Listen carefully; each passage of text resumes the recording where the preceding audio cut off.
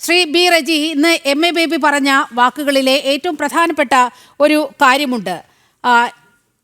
India സഖ്യത്തിലെ രണ്ട് കക്ഷികൾ തമ്മിൽ മത്സരിക്കുന്ന ചില സംസ്ഥാനങ്ങളുടെ പ്രത്യേക സാഹചര്യം വന്നാൽ അവിടെയും BJP ജയിക്കും എന്നുള്ള ഒരവസ്ഥ വന്നാൽ അവിടെ ചില നീക്കുപോക്കുകൾ ഉണ്ടാകും. ഒരു രാഷ്ട്രീയ മുതലെടുപ്പിന് BJP അങ്ങനെ അനുവദിക്കില്ല എന്ന് MA ബേബി പറയുന്നുണ്ട്. അങ്ങേക്ക് എന്താണ് മനസ്സിലായത് അതിൽ നിന്ന്? ഇവിടെ കോൺഗ്രസ് അല്ലെങ്കിൽ യൂഡിയന് മുഖ്യമായിട്ടുള്ള നിലപാട് സ്വീകരിച്ചിട്ടുണ്ട്. അതായത് ഒരു തരത്തിലുള്ള ശ്രീ ബി റജി, അങ്ങയുടെ ശബ്ദത്തിൽ ഒരു ചെറിയ സാങ്കേതിക പ്രശ്നമുണ്ട്. അത് ശരിയാക്കിയതിന് ശേഷം ഞാൻ അങ്ങയിലേക്ക് വരാം. BJPയുടെ പ്രതിനിധി ശ്രീ കേണൽ എസ് ഡിന്നിയിലേക്ക് പോവുകയാണ്. ശ്രീ കേണൽ എസ് ഡിന്നി, ഇന്ന് വളരെ പ്രധാനപ്പെട്ട ഒരു വാർത്തയാണ് ഇന്ന് ജനം TV പുറത്തുവിട്ടത്. എല്ലാവർക്കും അറിയാവുന്ന കാര്യമാണ്. പക്ഷേ കേരളത്തിൻ്റെ സവിശേഷമായ ഈ ഘട്ടത്തിൽ അത്തരം ചില വാർത്തകൾ കൂടി നമ്മൾ പുറത്തുവിടേണ്ടതുണ്ട്. വാളയാറിന് പുറത്ത് ഈ പറയുന്ന കക്ഷികളൊക്കെ തന്നെ ജമാഅത്തെ ഇസ്ലാമിയും SDPയും PDPയും കോൺഗ്രസ്, മുസ്ലിം ലീഗും CPMും ഒക്കെ ഒന്നാകുന്ന കാഴ്ച ആ ദൃശ്യങ്ങളടക്കം നമ്മൾ നൽകിയതാണ്. അവർക്ക് വേണ്ടി പരസ്പരം തോളിൽ കൈയിട്ട് വോട്ട് വാങ്ങുന്ന സാഹചര്യം. ഇവരുടെയൊക്കെ ലക്ഷ്യം BJPയെ എതിർക്കലാണ്. അവിടെയല്ലേ യഥാർത്ഥ വർഗീയത എന്ന് പറയുന്നത്? തീർച്ചയായിട്ടും മാഡം, ഇതിനകത്ത് നമ്മൾ കാണേണ്ട 2-3 കാര്യങ്ങളുണ്ട്. ഒന്ന്, നേരത്തെ ജയചന്ദ്രൻ സാർ പറഞ്ഞ പോലെ ശരിയാണ്, രാഷ്ട്രീയമാണ്. രാഷ്ട്രീയത്തിൽ പല രീതിയിലുള്ള സാധ്യതകളുണ്ട്. Politics is the art of possibilities എന്നൊക്കെ പറയുന്ന പോലെ അത് നമുക്ക് മനസ്സിലാവും. പക്ഷേ എന്നിരുന്നാലും ചില കാര്യങ്ങൾ ഇന്നിപ്പം CPMന്റെ സെക്രട്ടറി അദ്ദേഹം MA ബേബി അദ്ദേഹം പറഞ്ഞ കാര്യം, അതായത് ഞങ്ങള് പല സ്ഥലത്ത് മത്സരിക്കും, പല സ്ഥലത്ത് ഞങ്ങൾ മത്സരിക്കാറില്ല. പക്ഷെ ചില സ്ഥലത്ത് BJP ജയിക്കാനുള്ള സാധ്യത ഉണ്ടെങ്കിൽ അവിടെ ഞങ്ങൾ മത്സരം മാറ്റിവെച്ച് വേണ്ട രീതിയിലുള്ള കാര്യങ്ങൾ ചെയ്യുന്നു. വൈവിധ്യം എന്നൊക്കെ ഉള്ള കുറച്ച് ഭൗതികമായിട്ടുള്ള ചില വാചകങ്ങളൊക്കെ അദ്ദേഹം പറയുകയുണ്ടായി.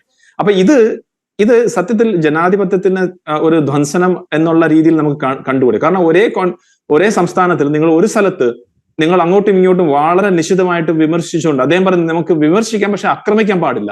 അപ്പം ഈ വിമർശനം ഏതാണ്, അക്രമം ഏതാണെന്ന് എങ്ങനെ പറയും? അപ്പം രാഹുൽ ഗാന്ധി വന്ന് പിണറായി വിജയനെ കുറിച്ച് പറഞ്ഞതും ശ്രീ പിണറായി വിജയനെ കുറിച്ച് പറഞ്ഞതും പിണറായി വിജയൻ ശ്രീ രാഹുൽ ഗാന്ധിയോട് പറഞ്ഞു അത് നാടകമാണോ? അപ്പൊ ശ്രീ MA ബേബിയുടെ വർത്താനം കേട്ടാൽ അത് നാടകമാണെന്ന് തോന്നും. കാരണം അദ്ദേഹം പറഞ്ഞു നമ്മൾ വിമർശിക്കാം പക്ഷെ അക്രമം ചെയ്യാൻ പാടില്ല. അങ്ങനെ ചെയ്തു കഴിഞ്ഞാൽ മറ്റ് BJPക്ക് അത് നേട്ടം ഉണ്ടാക്കും. ആ നേട്ടം ഉണ്ടാക്കാൻ പാടില്ല. അവിടെ നമ്മൾ ഒരുമിച്ച് നിന്ന് BJPയെ തോൽപ്പിക്കണം എന്നുള്ളതാണ്. അപ്പൊ ഇത് സത്യത്തിൽ ജനങ്ങളുടെ നിങ്ങൾ എന്ത് സന്ദേശമാണ് കൊടുക്കുന്നത്? ഒന്നീ നിങ്ങൾ പറയണം ഞങ്ങൾ രണ്ടും ഒന്നാണ്. അതിനകത്ത് ഒരു തെറ്റുമില്ല. പല അലയൻസും ഉണ്ട്. നേരത്തെ സാർ പറഞ്ഞ പോലെ പല അലയൻസും പലപ്പോഴും ഫോം. അപ്പൊ നിങ്ങൾ പറയുക ഞങ്ങൾ ഒന്നാണ്, ഞങ്ങൾ ഒറ്റ അലയൻസിൽ നിങ്ങൾ ഫൈറ്റ് ചെയ്യാണ്. Okay, fine. ഇത് ചെയ്യും. അതിന്റെ കൂടെ തന്നെ കോൺഗ്രസ് പറയും BJPയുടെ B ടീമാണ് CPM പറയും കോൺഗ്രസ് BJPയുടെ B ടീമാണ് കോൺഗ്രസ്. അപ്പൊ ഇതിലെല്ലാം പറയുന്നത് ഇവർ തന്നെയാണ്. വർഗീയതയെക്കുറിച്ച് ഇത്രയും വലിയ വാചകങ്ങൾ പറയുന്നത്, മതേതരത്വത്തിനെ കുറിച്ച് വലിയ വാചകങ്ങൾ പറയുന്നത്, അവരുടെ ഈ സെലക്ടീവ് മതേതരത്വം അത് എങ്ങനെയാണ് ആളുകൾ അതിനെ കണ്ട് വിശ്വസിക്കുക? ഇപ്പൊ തന്നെ നമ്മൾ കണ്ടു, ഇപ്പം SDPയും CPIയും തമ്മിൽ ബംഗാളിൽ കൂട്ടുകെട്ട്, അതായത് ആ ബാംഗ്ല ഭാഷയിൽ അവർ വളരെ വ്യക്തമായിട്ട് പറയാണ് CPM SDPI സിന്ദാബാദ്, CPM SDPI അലയൻസ് സിന്ദാബാദ് എന്നുള്ള രീതിയിലേക്ക് അവർ മുദ്രാവാക്യം വിളിക്കുകയാണ്. അതേ കാര്യം നമ്മൾ ഇവിടെ കേരളത്തിൽ പ്രത്യക്ഷത്തിൽ നടക്കുന്നില്ലെന്നേ ഉള്ളൂ. ബാക്കി എല്ലാ കാര്യങ്ങളും അവർ ചെയ്യുന്നുണ്ട്. ജമാഅത്തെ ഇസ്ലാമിന്റെ കാര്യം നോക്കൂ.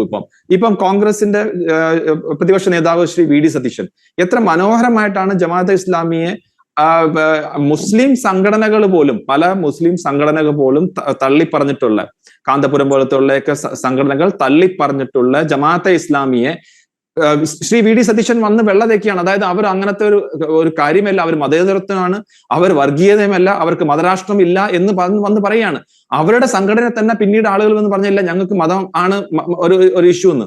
എന്തിനാണ് മുസ്ലിം ലീഗിലെ ആളുകൾ പോലും പറയുന്നില്ലേ മതമാണ് പ്രശ്നം? അപ്പൊ ഇതുകൊണ്ട് നമ്മൾ കാണുന്ന എന്താണ്, യഥാർത്ഥത്തിൽ മതേതരത്വത്തിനെ കുറിച്ച് പറയുന്നത് അവരെ നിങ്ങൾ വർഗീയമാക്കി കാണിക്കുക, വർഗീയത പറയുന്ന ആളുകളെ നിങ്ങൾ മതേതരത്വമാക്കുക. ഇതിന്റെ ഒരു പ്രശ്നം എന്ന് വെച്ചാൽ ഞാൻ കാണുന്നത് പണ്ട് ഈ പൊളിറ്റിക്സിന്റെ ഫ്രിഞ്ചിൽ നിന്ന ആളുകൾ, അതായത് മുസ്ലിം ലീഗ് പോലും ഇവരെ ഒന്നും അടുപ്പിക്കാത്ത ആളുകൾ, ആ ആളുകളെ നിങ്ങൾ ഇത്രയും വില കൊടുത്ത് നിങ്ങൾ അവരെ സെൻട്രൽ സ്റ്റേജിലേക്ക് കൊണ്ടുവരികയാണ്. അത് ഈ വെള്ളം പൂശുമ്പം നാളെ ഒരു സാധാരണക്കായ ചെറുപ്പക്കാരും ആ പാർട്ടിയുമായിട്ട് അസോസിയേറ്റ് ചെയ്യുന്നതിനകത്ത് തെറ്റൊന്നുമില്ല, അത് ശരിയായിട്ടുള്ള രീതിയാണ്, അതിനെ ന്യായീകരിക്കുന്നത് ഇവിടുത്തെ പ്രതിപക്ഷ നേതാവാണ്.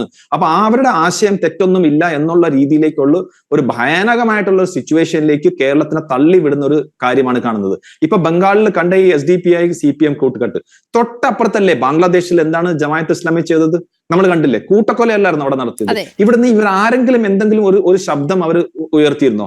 എന്തെങ്കിലും ഒരു ശബ്ദം? ഇപ്പൊ നോക്കൂ, പലസ്തീനിൽ എന്തെങ്കിലും നടന്നു കഴിഞ്ഞാൽ ഇവിടെ ശബ്ദം ഉയരും. ഇപ്പം ഇറാനും അമേരിക്കയും തമ്മിലുള്ള യുദ്ധം നടന്നപ്പോൾ അവിടെ ചെയ്തു.